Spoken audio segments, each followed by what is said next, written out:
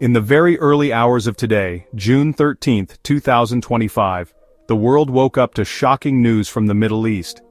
Israel's military launched a massive and highly coordinated series of airstrikes deep inside Iran. This large-scale military action was given a powerful name: Operation Rising Lion. It represents one of the most direct and significant confrontations between the two longtime enemies. This event has immediately sent waves of concern across the globe, as leaders and citizens alike wonder what will happen next. The attack is a major turning point in the long and tense relationship between Israel and Iran, pushing the entire region closer to a much wider conflict that many have feared for years. The operation was carried out by the Israel Defense Forces, with reports suggesting close coordination with Mossad, Israel's national intelligence agency. Israeli fighter jets flew across the sky, launching what has been described as over 200 separate strikes on various locations throughout Iran. This was not a small, limited attack, it was a broad and powerful display of military force. The timing was critical, as it happened just before important new talks were scheduled to begin between the United States and Iran. Those talks were aimed at finding a peaceful solution to the ongoing disputes over Iran's nuclear program. But this attack has now put any chance of diplomacy in serious doubt. This surprise attack has been described by Israeli officials as a preemptive strike. This means Israel claims it acted first to prevent a future attack from Iran. The main goal, according to Israel, was to stop Iran's nuclear program, which Israel believes is very close to being able to build a nuclear weapon. For many years, Israel has warned the world that it would not allow Iran to become a nuclear power. With this operation, Israel has shown it is willing to take large-scale military action to achieve that goal, even without the direct help of its allies. The scale of the attack shows a deep level of planning and intelligence gathering over a long period. The news of the airstrikes immediately captured the world's attention. It is a major story because it involves two powerful countries in a very unstable part of the world. The consequences of this action could be felt far beyond the Middle East, affecting everything from global oil prices to international security. People everywhere are now watching closely to see how Iran will react and whether this single event will trigger a full-scale war. The situation is changing very quickly, and the decisions made in the next few hours and days by leaders in Israel, Iran, and the United States will be extremely important for the future of the region and the world. The Israeli airstrikes were not random. They were aimed at very specific and important places inside Iran. The main focus of Operation Rising Lion was Iran's nuclear program and its military leadership.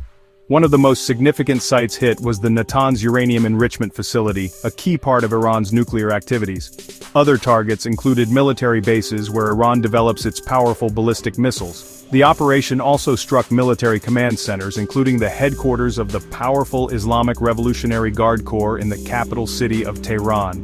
This shows that Israel's goal was to cripple both Iran's ability to build a nuclear bomb and its power to command its military forces. The human cost of the attack is reported to be very high, especially among Iran's top leaders. Iranian state media quickly confirmed the deaths of several very important figures. This includes General Hossein Salami, the commander of the IRGC, and General Mohammad Bagheri, the chief of staff of Iran's armed forces. These men were at the very top of Iran's military structure. Additionally, prominent nuclear scientists such as Faridun Abbasi and Mohammad Mehdi Taranchi were also reported to have been killed. Losing such high-level military and scientific leaders in a single attack is a massive blow to the Iranian government and its programs. Beyond the military and leadership targets, there are also reports of damage in civilian areas. Iranian news outlets have shown pictures of damaged buildings in several cities, including Tehran, Natanz, Kandab, and Karamabad. They claim that civilian homes were hit during the airstrikes, but the exact number of civilian casualties remains unconfirmed and is difficult to verify at this time. The International Atomic Energy Agency, a global nuclear watchdog, has made an important statement. The agency confirmed that its inspectors have not detected any radiation leaks from the nuclear sites that were hit, which is a small piece of good news amid the chaos. The overall damage from the operation is still being assessed, but it appears to be extensive. Israel's goal of a decapitation strike seems to have been at least partially successful, given the confirmed deaths of top commanders. By targeting key infrastructure related to both nuclear and missile development, Israel aimed to set back Iran's military ambitions by several years. However, these strikes also create a very dangerous situation. The destruction and loss of life will almost certainly lead to a strong and forceful response from Iran, which has promised to make Israel pay a heavy price for its actions. The full picture of the destruction will likely become clearer in the coming days. Israel has given clear reasons for launching Operation Rising Lion. Prime Minister Benjamin Netanyahu stated that the attack was an act of self-defense. He explained that Israel could not stand by while Iran got closer to developing nuclear weapons. According to Israeli leaders, Iran was using diplomatic talks as a way to buy time while secretly continuing its work on a bomb. The attack came shortly after the International Atomic Energy Agency officially criticized Iran for not cooperating with international inspectors. Israel used this lack of cooperation as further proof that Iran could not be trusted, and that military action was the only option left to ensure its own security. The timing of the attack is also very significant. The airstrikes happened just 2 days before a new round of nuclear negotiations between the United States and Iran was set to begin in Oman. Former U.S. President Donald Trump's special envoy was scheduled to meet with Iranian officials to try to revive a nuclear deal. By striking now, Israel has made those diplomatic talks nearly impossible. This action sends a strong message that Israel does not have faith in a diplomatic solution and is prepared to act alone to deal with what it sees as an existential threat from a nuclear-armed Iran. It puts the United States in a very difficult position as well. Iran's response to the attack was immediate and furious. Iran's supreme leader, Ayatollah Khamenei, appeared on television to promise severe punishment for Israel. He called the attack a desperate and criminal act. Following his speech, Iran's military launched its first act of retaliation.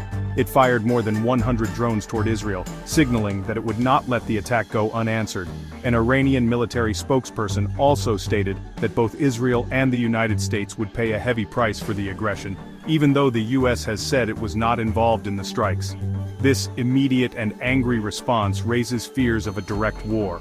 Following the strikes and Iran's initial retaliation, the entire region was put on high alert. Israel quickly declared a special state of emergency across the country. Air raid sirens were activated, schools were closed, and all flights at its main airport were grounded as the nation prepared for more attacks from Iran.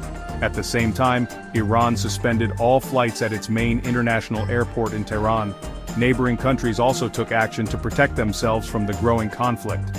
Both Jordan and Iraq closed their airspace, fearing that missiles or drones might cross through their territory.